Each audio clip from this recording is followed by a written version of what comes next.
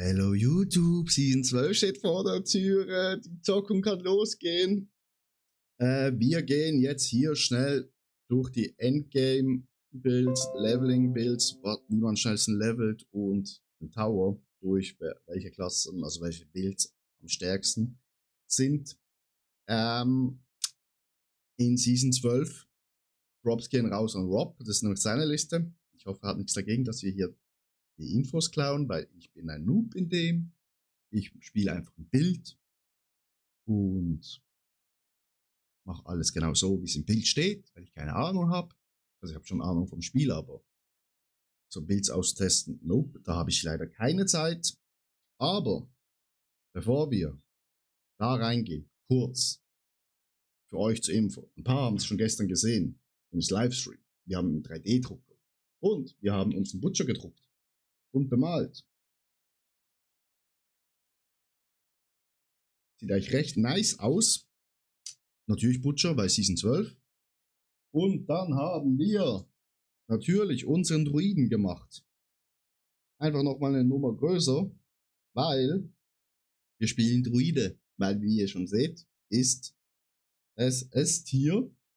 Plus, wir konnten mit der AI einfach Fotos aus Diablo rausnehmen und den 1:1 nachgeschalten. Ist nicht 100% gegangen, aber von weiter her sieht man die kleinen Fehler nicht. Wie schon gesagt, Druid, the Fridge, ist S-Tier. Was hat sich in Season 12 geändert?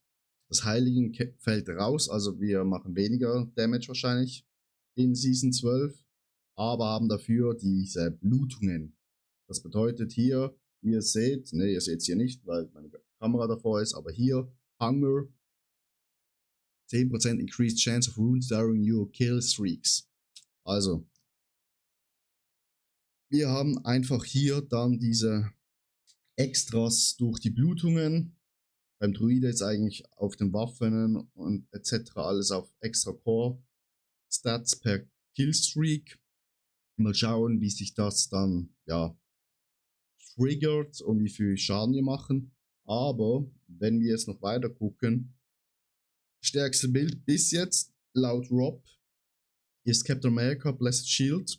Mir gefällt der Spielstil nicht so mit dem. Darum werde ich das sicher nicht spielen. Auch wenn es wahrscheinlich der stärkste Bild ist, aber Full Rise ist auch schon sehr stark. Blessed Hammer ist wieder dabei, das ist richtig nice. Der hat richtig Spaß gemacht letzte Season. Auradin, naja, war es nicht so meins, aber für Senioren wie Jesse, Rocks, ist es sehr gut, dass der so stark ist. Dann Arbiter Ranks Wing Strike, wo wir letzte Season eigentlich am meisten gespielt haben, ist auch wieder S-Tier. Da könnte ich mich sehen drin, nochmal. Dann Judgment, auch nice. Und dann hier unten noch Polen, Shadowbright, Barbarian, Mage. Also es hat auch noch andere Klassen im S-Tier. Richtig nice. Es sind genau 1, 2, 3, 4, 5, 6, 7, 8, 9, 10, 11, 12, 13 Builds, wo S-Tier sind. Das ist nice. Wir könnten auch wieder mal so ein Necromancer spielen, Golem. Das wäre auch nice. Schreibt mir mal unten in die Kommentare, was ihr spielt. Das interessiert mich wirklich, weil ihr wisst, jeder, wo in den Stream reinkommt und Hilfe braucht, bekommt sie auch wenn es Items sind etc. Wir verschenken alles raus. Da ist es schon ein bisschen wichtig zu wissen, was meine Community spielt, weil vielleicht müsste ich dann eine andere Klasse spielen, damit ich Items farmen kann für euch. Aber wir schauen mal in Pull Rise. Leveling sieht's beim Druiden nicht so gut aus. B-Tier.